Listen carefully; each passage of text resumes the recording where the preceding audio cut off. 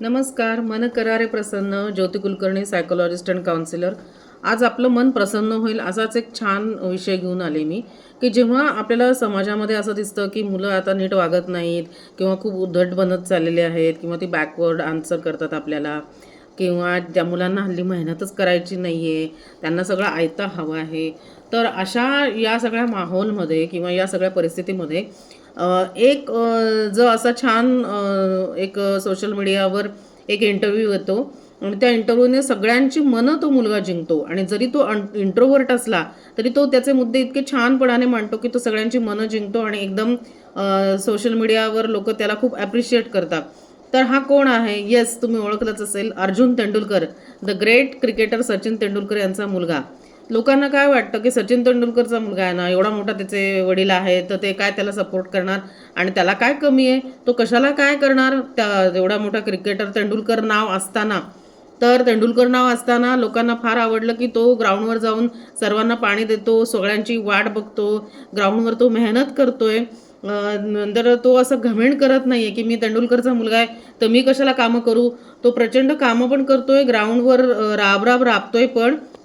आणि रियालिटीमध्ये जेव्हा बोलता तो दुसऱ्यांसमोर मत मांडतो तेव्हा सुद्धा तो मत मांडताना एकदम शांत, पोलाइटली आणि स्ट्रेट आपली मतं मांडतोय. त्यामुळे ते लोकांना खूप ॲप्रिशिएट झालं त्याचं ते वागणं, म्हणजे त्यांनी लोकांना खूप आवडलं. आणि पॅरेंटिंग जेव्हा आपण म्हणतो, मी पॅरेंटिंगवर हिंदी चॅनलमध्ये बरेच व्हिडिओ केलेले आहेत. तर जंटल पॅरेंटिंग काय होतं, हे जंटल पॅरेंटिंग सचिन तेंडुलकरचं आहे की ज्याने इतका जंटल सन छान शेपअप झाला असं आपण म्हणू शकतो.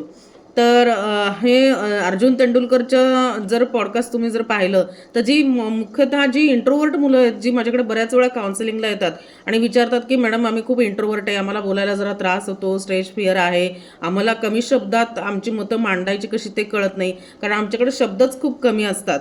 तर त्यामुळे ते बोलताना आमचा मेसेज नीट जात नाही आणि म्हणजे जास्त बोलणारी मुलं आहेत ती पुढं जातात आणि कमी बोलणारे आम्ही मागं राहतो.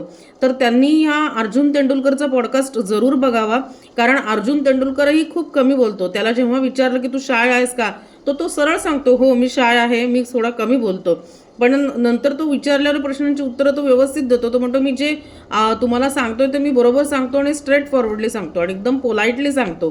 आणि त्याचे विचार पण छान आहेत की मेहनत करा, दुसऱ्याच्या कष्टाचं कधी घेऊ नका, स्वतःची स्वतः मेहनत करा आणि स्वतःचं स्वतः तुम्ही करिअर बनवा.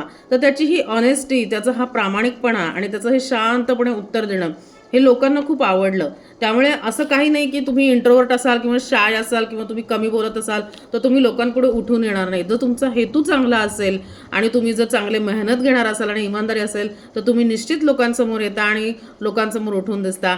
तर हा पर्सनॅलिटी ट्रेट आहे अर्जुन तेंडुलकरचा, जो थोडा इंट्रोवर्ट असला तरी तो लोकांना किती अपील झाला याच्यासाठी मी हाच व्हिडिओ बनवलाय. तर तुम्ही जरूर तो व्हिडिओ बघा आणि माझ्या व्हिडिओला लाईक, शेअर आणि सबस्क्राईब करा.